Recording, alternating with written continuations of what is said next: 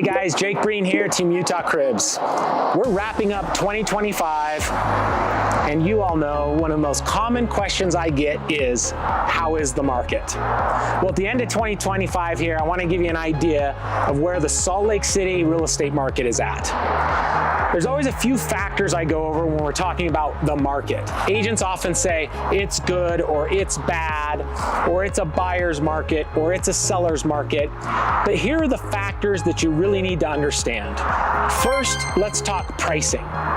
Right now, median price in Salt Lake County is just over $600,000. That's including condos and townhomes. About 12,000 homes sold this year. So if you put all those into a spreadsheet and you say, give me the median price, you're just over 600,000. Here's the interesting thing about that number. The highest median price ever achieved in Salt Lake County was in May of 2023.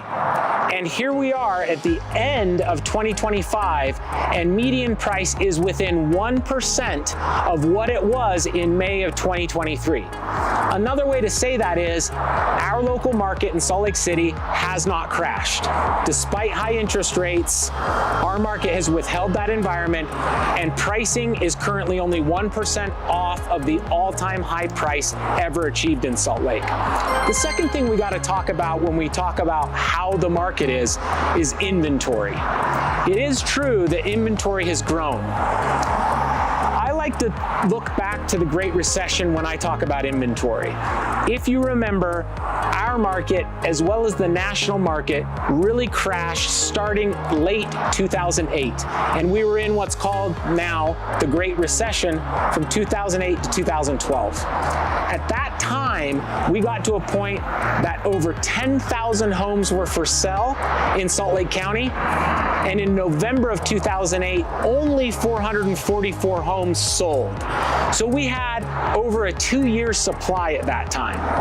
Right now, at the end of 2025, it is true that inventory has more than doubled this year, but we still barely have just over a 4-month supply. So if you compare today's market to the Great Recession, we're actually in what economists would call an equilibrium market.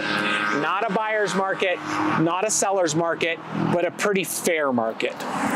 So let's put all that together, and let me just tell you where I think the market is at the end of 25 and what we expect to see in 2026. We've finally been in a market for the past couple of years where buyers have a little more negotiation room. In fact, the list to sell price ratio, November 2025, was 96%. What that means is, on average, sellers are getting 96% of their asking price. Another way to say that is, buyers have about 4% negotiation room. So if you're purchasing a house at median price of around $600,000, there might be about $25,000 of negotiation room there.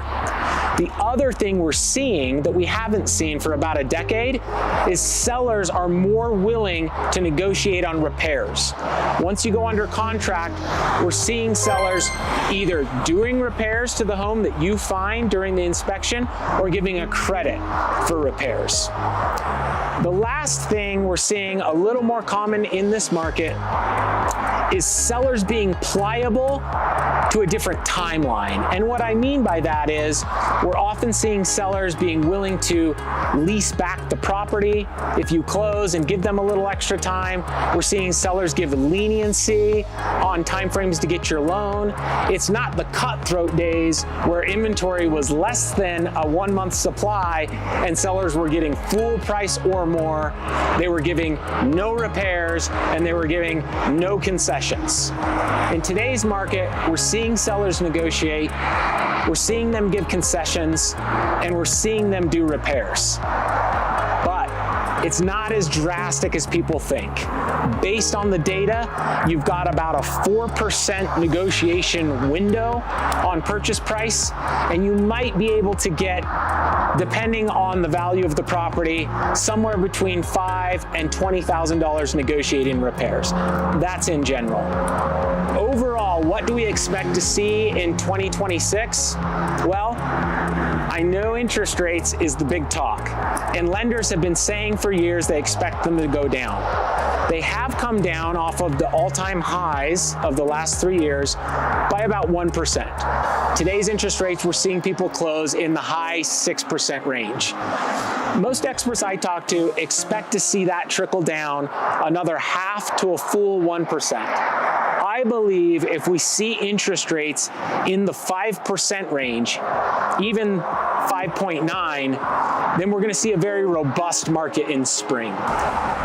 Let's talk about the spring market. Salt Lake City is a very seasonal market, and so we tend to see most of the year's appreciation and a large percentage of the year's sales packed into spring. Every year, I see this between February and the 4th of July. In other words, if we see a market appreciate 12% in a year, we're going to see most of it condensed in that time frame of February to July. So for 2026, I do think we'll see a strong appreciating market somewhere between 10 and 12%.